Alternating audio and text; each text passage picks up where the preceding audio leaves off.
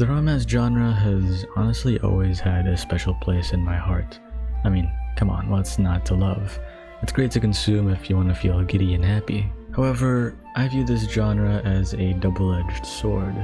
While it does indeed make me feel tingly, what I dread is the feeling after you've finished watching or reading. Cause now you're just back to reality. Back to a boring ass life with absolutely zero romance going on. And that feels like a punch in the gut. So, over the past couple of weeks, I decided to take 10 of those gut punches, and now I'm here to throw up and review all of what I've read. So make yourself comfy, get a snack, get a drink if you want, and join me aboard the pain train.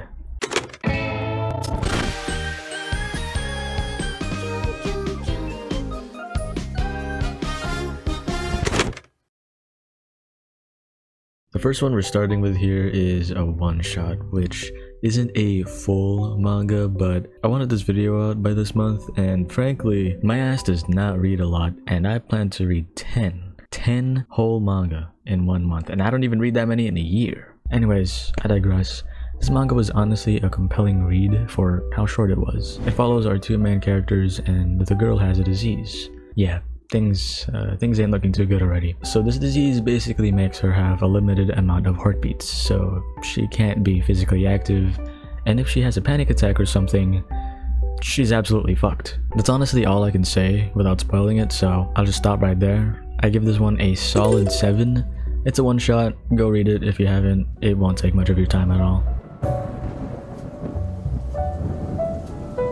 Alright, since I don't know for how long you guys will be sticking around, I had to get to this one real quick because I love this shit so much, man, you don't even know. The story follows Sasaki, a middle-aged salesman. He's tired as fuck every night, his boss yells at him, and is angry at literally everyone and everything, while my man's just out here trying to live.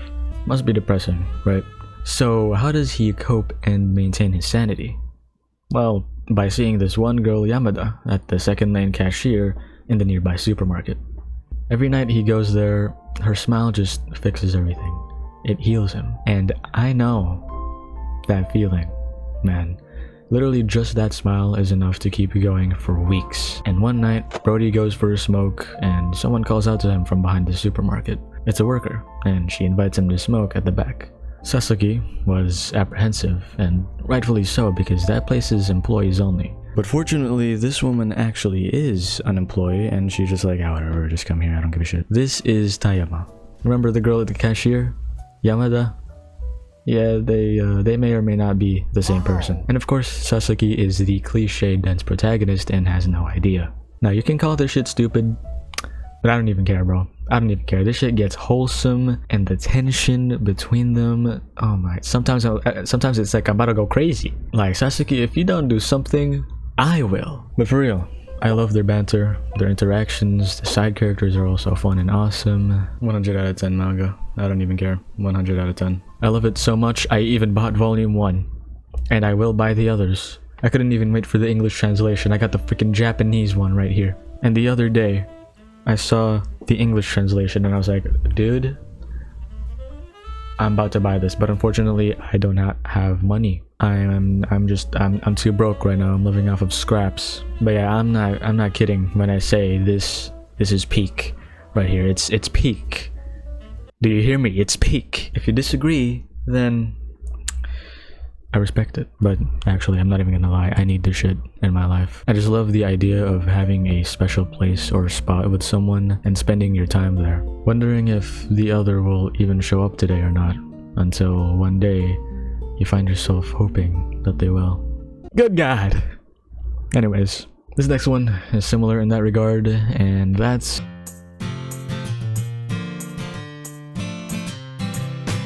this one's a Yuri manga, because I can't just have straight couple stories in here. Are you for real? We gotta branch out to get the full experience. So, like I said earlier, the premise for this is similar to Yanisu, but instead of meeting behind a supermarket, these two meet at the second floor of the gym of their school. Shimamura and Adachi, these two, they're delinquents. They just straight up skip classes every day, like they do not give a damn. And one day, Shimamura went to the gym's second floor to skip class, and she saw that there was someone there already.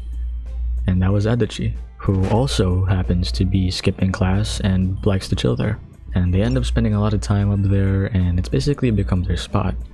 However, Adachi is quite the mysterious one, so Shimamura tries to get to know her more. They hung out more, and at some point, Shimamura also visited Adachi's house from school by bike, but she didn't go in because it was raining and she was soaking wet. Shimamura's like, can you draw me a map? I don't know how to go here from school. And so Adachi did, in the pouring rain. What a gamer. I don't know how the fuck she did that. And so Shimamura left, and I was like, wow, those are some simple directions. Like, it's literally just like one turn or something. And bro said, cool, now I know how to go to her place. Like, whoa, I wasn't familiar with your game, Shimamura, dang. At first I thought the main focus was going to be Shimamura, but the story ends up shifting to Adachi, who basically ends up being head over heels for Shimamura and doesn't know how to deal with those feelings, and even thinks she's weird for feeling the way she does because every couple she sees is your usual guy and gal. The ending to this was kind of a shock for me. I don't usually read or consume romance stuff, so I don't know how common of a story this is, and I also don't want to spoil, so if you know, you know. But yeah, it's honestly great, it's wholesome, I recommend it. 8 out of 10. Should have left an hour earlier, blah blah blah. I do not say. Otherwise known as Vampire-chan Can't Suck Properly.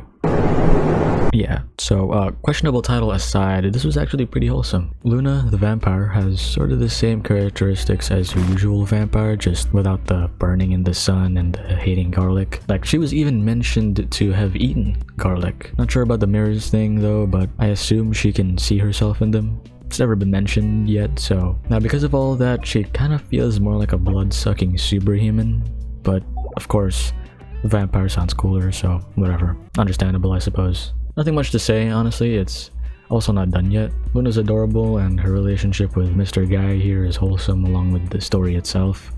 So far though, it doesn't really feel that romancy. The main characters kind of just take this paternal role for Luna. Even Otori, the main guy, like, he literally sees himself as a mom feeding her child whenever he lets Luna suck his blood. Regardless though, still pretty wholesome. 6 out of 10.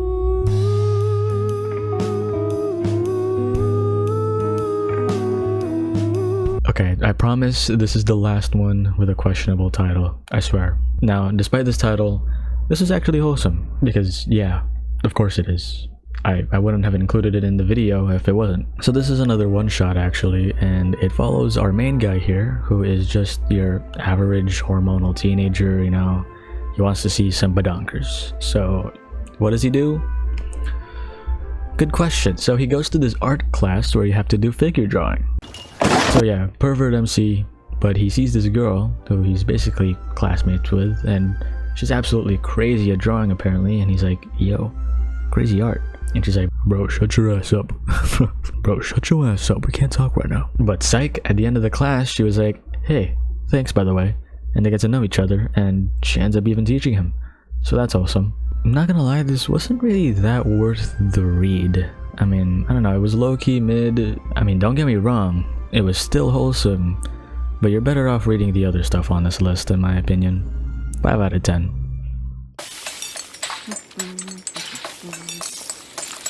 This one.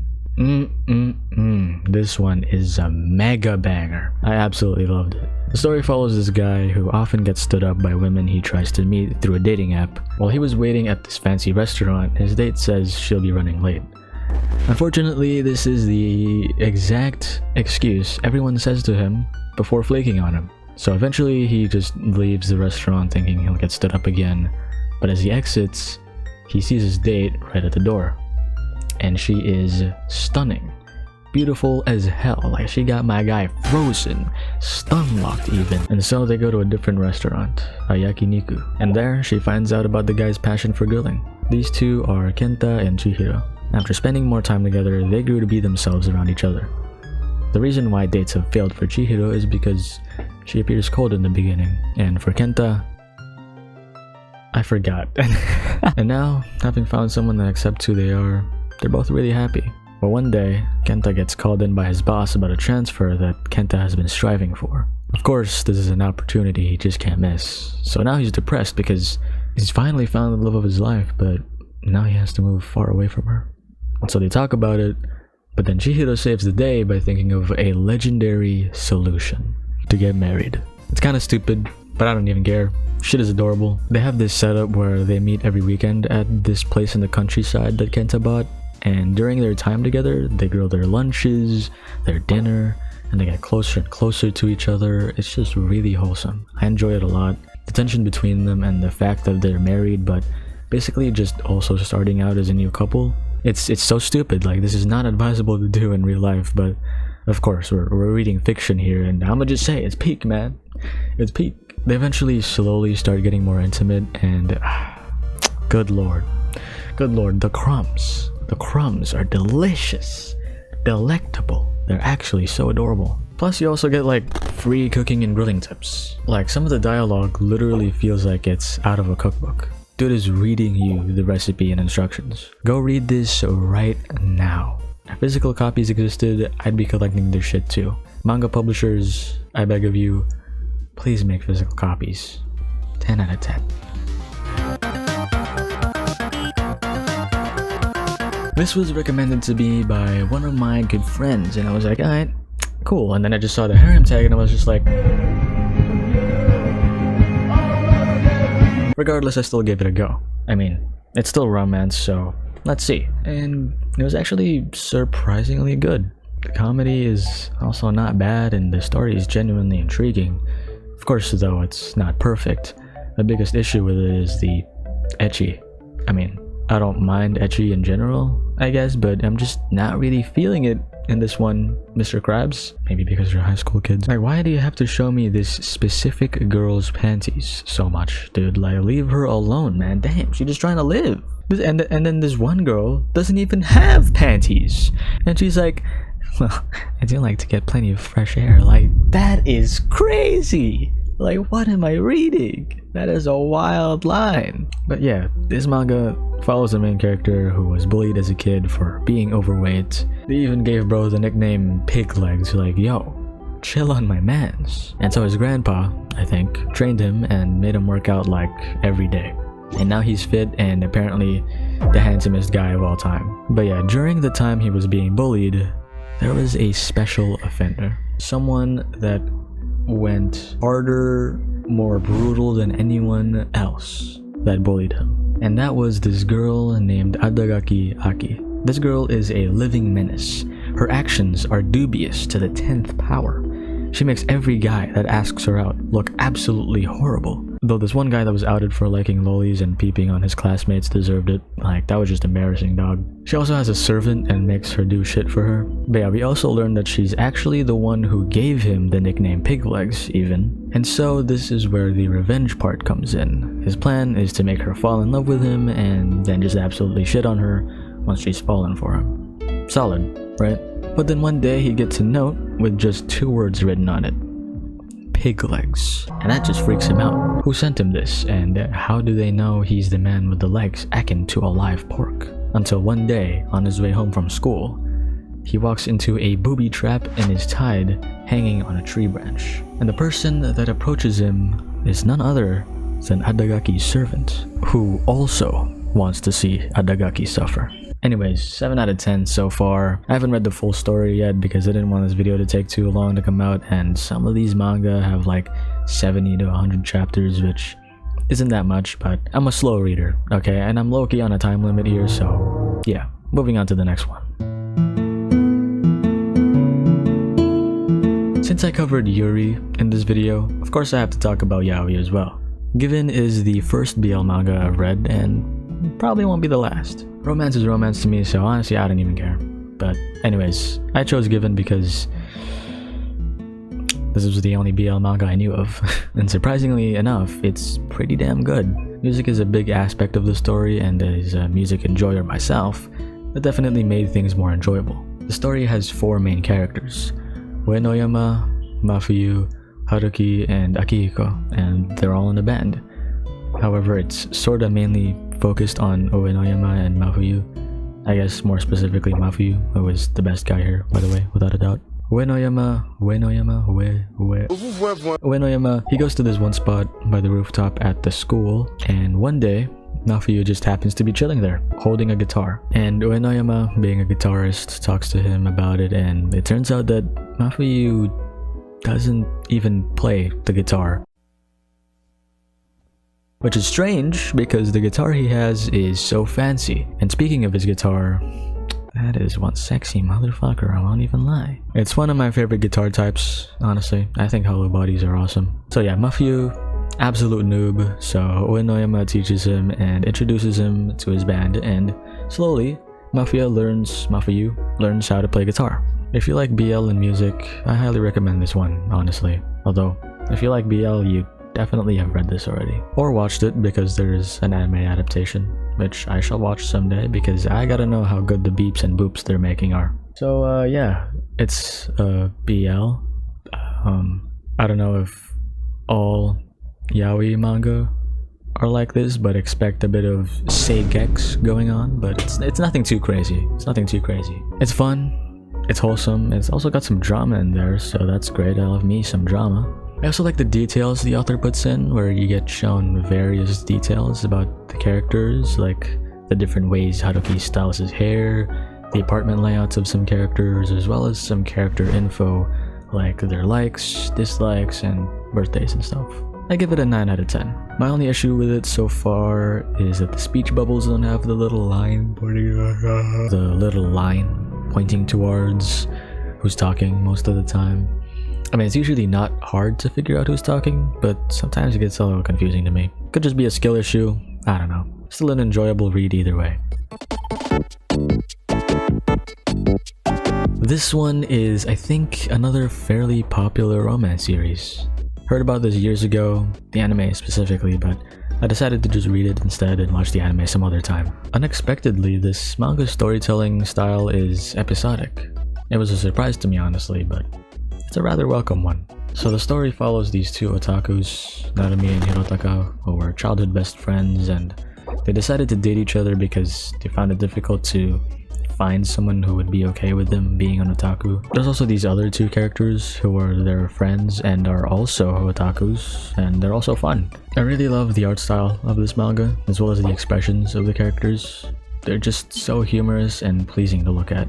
All the characters are also great. In my notes, I said that I equally love all the characters, but thinking more about it, I think Hanako's my favorite. I mean, like, god damn. Nothing too crazy with the romance and stuff with this manga, honestly. It's just wholesome and fun times. Simple as that. Also thinking about collecting the manga for this one, because why not? But yeah, pretty solid 7 out of 10 so far. We'll continue reading more of this as well once I'm done with this video. Okay, so we're finally at manga number 10. This one is very well known, but not exactly in a good way. I've never read the manga, nor have I watched the anime, and I never planned to, but I thought it would be funny to take a peek at the manga for this video. And of course, I'm talking about none other than...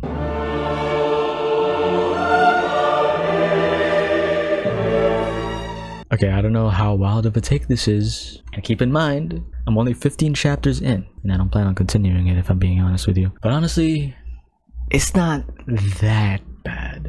I was expecting like the worst romance manga of all time or something, but it's only like second worst.